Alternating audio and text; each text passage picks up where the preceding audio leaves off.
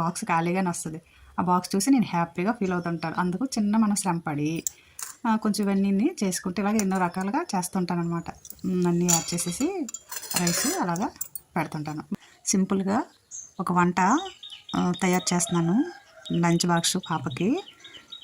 టమాటా, capsicum, carrot, beans, పచ్చిమిర్చి, జీడిపప్పు కొద్దిగా, ఉల్లిపాయ కూడానమ్మా చిన్న ముక్కలు చేసుకోవాలి. అలాగే పొయ్యి వెలిగించి కళాయి పెట్టుకొని కొంచెంగా నెయ్యి వేసి ముందు జీడిపప్పు వేయించుకుందాము. ఇలా వేయించుకొని లాస్ట్లో అది వేసుకోవడం కోసం ముందు వేయించేసి తీసేస్తానమ్మా. తీసే కొంచెం ఫ్రై చేసుకుందాము లైట్గా. అవి మనం తినేటప్పుడు చక్కగా టేస్టీగా పంటి కింద తింటుంటే భలే ఉంటుంది కదమ్మా. లైట్గా వేసుకుందాము. కొంచెం కలర్ మారిన తర్వాత ఒక బౌల్లో తీసుకుందాం దాన్ని. తర్వాత కొంచెం నెక్స్ట్ ఒక 3 స్పూన్లు ఆయిల్ వేసుకుందాము. ఆయిల్ వేసుకున్న తర్వాత లైట్గా మనం వేపుకోవాలి కదమ్మా అన్నీ. అందుకు ఒక 3 స్పూన్లు మీ ఇష్టం, మీకు తక్కువ పడుతుందంటే తక్కువైనా వేసుకోవచ్చు. నేనైతే 2 స్పూన్లు వేస్తున్నాను. అలా వేసిన తర్వాత కొంచెం వేడెక్కాక ముందు ఆనియన్స్ చిన్న ముక్కలు కట్ చేసుకుని, చిన్నది చాలమ్మా, ఆనియన్ వేయించుకున్న తర్వాత నెక్స్ట్ కొద్దిగా వేగాక పచ్చిమిర్చి వేసాక మనం ఈ చిన్న చిన్న ముక్కలు కట్ చేసుకున్నాం కదమ్మా, అవి అలాగ ఎప్పుడు వేసినా పర్లేదు. నేనైతే క్యారెట్ వేసి కొంచెం ఫ్రై చేస్తున్నాను. ఫ్రై చేసిన తర్వాత అవి కొంచెం ఎందుకో చిన్న ఫ్రై అయితే కొద్దిగా బాగున్నట్టు అనిపిస్తుంది. ఇవి ఈజీగా అయిపోతాయి. ఈ క్యాప్సికము, బీన్స్, టమాటా వేగంగానే అయిపోతాయి. అందుకని అలా వేయించాను. మిగతావి కూడా వేసేస్తే ఫ్రై అయిపోతాయి. ఒక్కొక్కటిగా వేసేద్దాం. వేసేసాక కొంచెంసేపు అలాగా కలుపుకుంటాం. సాల్ట్ కూడా యాడ్ చేసుకోవచ్చు. అన్నీ వేసేసాకనే యాడ్ చేసుకోవచ్చు. మనకు సరిపడంత సాల్ట్ని యాడ్ చేసుకుందాం. అన్నీ వేసాను. నేనేమో లాస్ట్ టమాటా వేస్తాను. కొంచెం ఫ్రై అయిపోతే టమాటా యాడ్ చేసుకుంటే బాగా కొంచెం అలా కలుపుకుంటూ సిమ్లో పెట్టేసుకుంటే సరిపోతుందమ్మా. ఏం చేశాక టమాటా వేసేస్తున్నాను.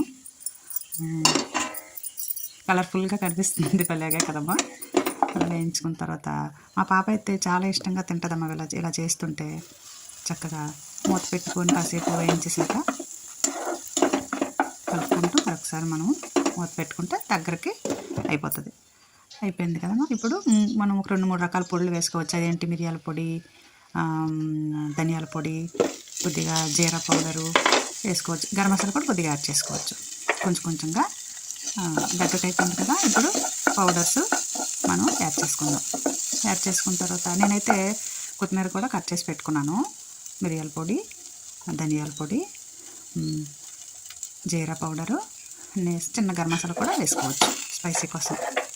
ఆ తర్వాత కొత్తిమీర కూడా యాడ్ చేసేస్తున్నాను ఇప్పుడే లాస్ట్లో. కొంచెం మామూలుగా కనిపిస్తే పాప తిందనమాట. ఇందులో వేస్తాను అనుకోండి కొంచెం దగ్గరకు అయిపోతుంది కదా, అందుకని అందులో వేసేస్తున్నాను. తర్వాత కొద్దిగా కలిపేసాక జీడిపప్పు కూడా మనం యాడ్ చేసుకోవచ్చు. వెంటనే జీడిపప్పు కూడా మనం అందులో వేసుకోవచ్చు. అది వేసిన తర్వాత నేను కొద్దిగా రైస్ని కొంచెంసేపు వేరేగా చల్లారబెట్టాను అనమాట. అప్పుడు ఆ రైస్ తీసుకొని కొద్దిగా అందులో వేసేసుకుంటే అది ఎంత పట్టేస్తుంది, పర్లేదు. మనం హోటల్లోకి వెళ్తే తింటే అందులో ఏమి మనకి ఈ పీసెస్ ముక్కలు ఏం పెద్దగా కనిపించవు. ఎక్కడో జీడిపప్పు కనిపిస్తుంది, ఎక్కడో క్యాప్సికమ్ కనిపిస్తుంది, ఎక్కడో బీన్స్ కనిపిస్తుంది. మన ఇంట్లో కాబట్టి చక్కగా అన్నీ కొంచెం ఎక్కువ వేసుకొని చేసుకోవచ్చు. చాలా హెల్తీ ఫుడ్ కూడా అమ్మా. నిమ్మకాయ చిన్నది లైట్గా మనం వేసుకుంటే కొద్దిగా బాగుంటుంది. అంటే కొంచెం టైం పడుతుంది కదా పిల్లలు తినేసరికి, అందుకోసం కొద్దిగా నిమ్మకాయ రసం, తర్వాత కొంచెం నెయ్యి కూడా మనం వేసుకుంటే స్మెల్ బాగుంటుంది, టేస్ట్ కూడా బాగుంటుంది. అలాగా కలర్ అలా చేంజ్ అయిపోతుంది అనమాట. చూడండి, జస్ట్ అలా చేంజ్ అయిపోయింది. భలేగా ఉంటుందమ్మా. మా పాప అయితే చాలా నచ్చుద్ది. హెల్తీగా ఉంటాయి. సింపుల్గా ఇలాంటి వంటలు అందరూ చేసి ఉంటారు. నేను ఈజీగా అనమాట, ఏవేవి కాకుండా లైట్గా నేను వేసుకొని మసాలాలు ఏమి ఎక్కువ వేయకుండా చేశానమాట. పిల్లలు కారం అంటే ఇష్టపడరు కదమ్మా. మళ్ళీ లంచ్ బాక్స్ తీసుకొచ్చేయడం, మళ్ళీ మనం బాధపడిపోవడం కంట ఏ రోజు కూడా నేను చేసిన వంట ఏ రోజు కూడా తను తినకపోవడం అంటూ ఉండదు. చక్కగా తింటుంది. బాక్స్ ఖాళీగానే వస్తుంది. ఆ బాక్స్ చూసి నేను హ్యాపీగా ఫీల్ అవుతుంటాను. అందుకు చిన్న మనం శ్రమ పడి కొంచెం ఇవన్నీ చేసుకుంటే ఇలాగ ఎన్నో రకాలుగా చేస్తుంటాను అనమాట. అన్నీ యాడ్ చేసేసి రైస్ అలాగా పెడుతుంటాను. బాక్స్లో వేసాను. ఇంకా బాక్స్ పెట్టడం అయిపోయింది. ఇక వెంటనే దీపారాధన, స్నానం అయ్యాకే వంట అవుతుందండి. తర్వాత దీపారాధన చేసుకుంటాను. ఇలా చక్కగా దీపారాధన చేసుకున్నాను. దీపారాధన చేస్తూ ఒక గొప్ప విషయం చెప్పుకుందామండి. నిద్ర లేవగానే చేయవలసిన మొదటి ప్రార్థన పాదస్పర్శ, క్షమస్వయ్ అని భూదేవిని క్షమాపణ కోరుకోవడం. పాదాలతో నిన్ను తాడిస్తున్నందుకు నన్ను క్షమించు అనే అర్థం వచ్చే ఈ ప్రార్థనలో ఒక పరమార్థం దాగి ఉంటుంది. భూమి అంటే ఆధారం.